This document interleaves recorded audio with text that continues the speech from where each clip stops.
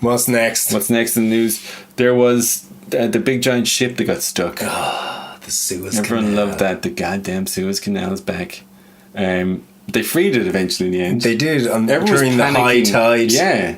But they got it out. They did a good job, I think. It took a while though, didn't it? Was it? Full week of just things being stuck. stuck. So like deliveries are a week behind. Yeah, but the whole world, that's the thing people were panicking. It was like 200 ships and queuing up either side waiting to go through.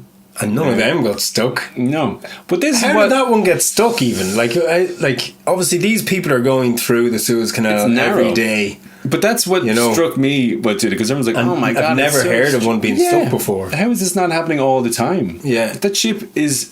There was someone put a graphic up. The ship is longer than the Empire State Building is tall. Okay. So if you laid the Empire State Building on its side... Where do they build these things? Who knows? How do they get them going at all? Just in big giant shipyards, and they're going to float them out. But it's absolutely massive. It's like 400 meters long or something, 4 football fields long. Holy shit. Imagine being in the cockpit of that. But that's who's driving cockpit, that? Is it? I think so, or the bridge, isn't it? The bridge, yeah. The bridge. But that's what struck me after thinking about it, that I was like, how is this not happening all the time? It's more impressive that this doesn't happen all the time than it is shocking that it did happen, because like the Suez Canal is old as well. That's but like I love those pictures of the little digger. It was at the a end. good meme. Just, the little arm pushing out a full size trying JCB. Trying to dig out the Empire State Building from the Suez Canal. Wet sand as well. Do you know what I mean? It's like the most annoying thing, slopping back in. But that's the thing with those ships, like you're not even driving them. The fact that the guy was like driving through the Suez Canal and someone's literally at the wheel. Yeah, because you're on water, so it's not like. How did it end up sideways? That's what I want to know. Like, was it doing a?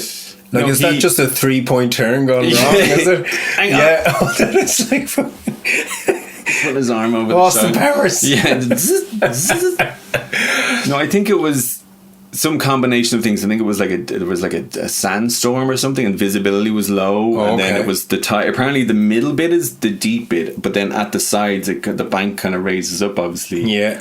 And the guy just lost his bearing slightly and didn't realize he was drifting off side a bit. Okay. And then the nose or whatever it is, the bow is the bow.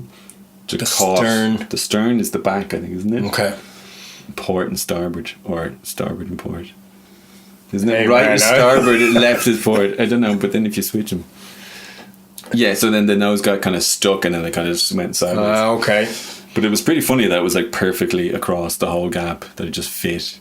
Yeah. But yeah, if I'm going down, I'm taking you all taking down everything with me. It's talking about a bad day in work. But yeah, driving those things, you're on something that big that's floating as well. It's not like you're tapping the brakes or you can stop it. Yeah. Like, how do you stop? You're just moving on water.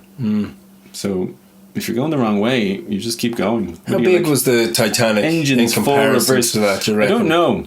I think this thing was probably much bigger, but the tank's probably still pretty big. That's an interesting fact. We should look that up. Huge things. They're huge things. But I thought that was, because I did think of the Titanic, and I thought that was it was a good metaphor for life these days, that like the Titanic, the biggest ship, it's like almost like 100 years ago as well.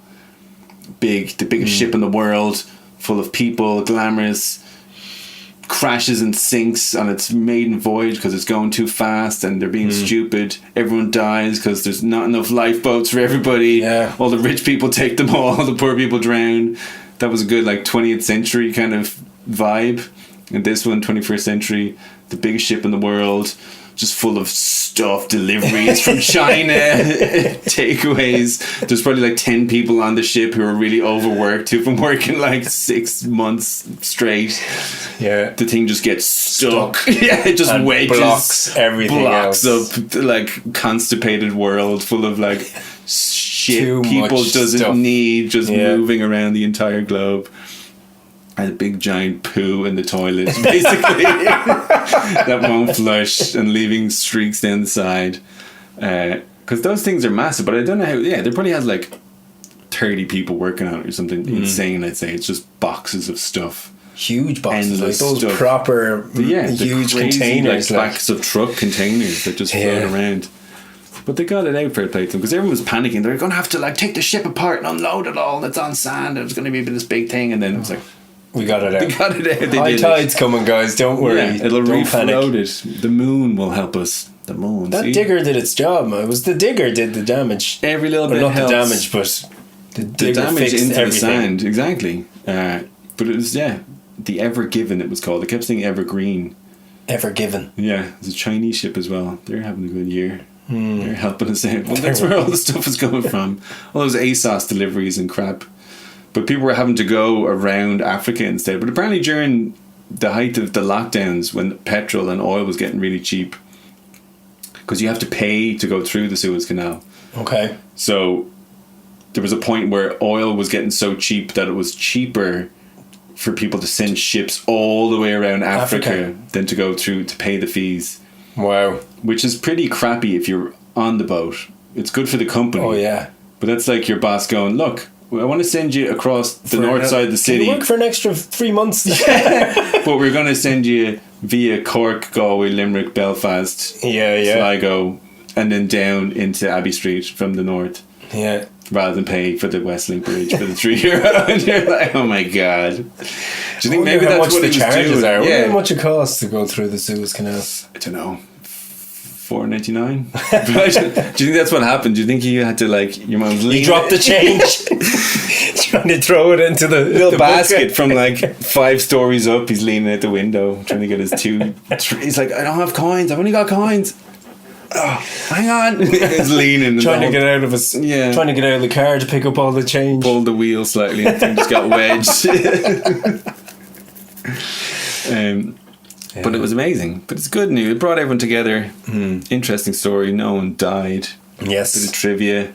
I like these things when it illuminates, because that happened with all the pandemic stuff, all the lockdowns. You kind of figured out how everything worked all of a sudden. You didn't or with Brexit, remember, that was all everyone became an expert on supermarkets and stock and how these things all work. And I think when you see all this stuff going on, this trade and giant ships sailing around the world all the time, you're like, wow, this is all just going on all the time. And you only notice it when it goes wrong. Yeah. So the fact that ships aren't getting stuck in there every 2 days is pretty impressive. The guys are driving ships that size through 100-year-old canal in Egypt. I'd be surprised if anything happens like that again for a while now, because everybody's going to be on high alert now. When we get the Suez Canal, they'll be like, but apparently that's it. We can't get stuck. Those guys are all overworked. Sandstorm, just wait it out. Wait till you can see where you're going. It's a real bad day at work. Don't you have those days at work where something goes wrong and you've caused an issue and there's a big slowdown? Imagine being that guy who's like, oh no, I think I'm stuck.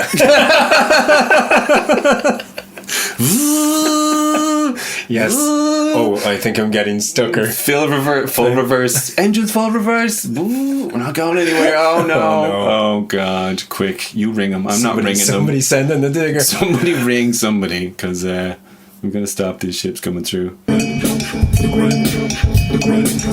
later, guys. Tune in next week. It's been great. It's been beautiful.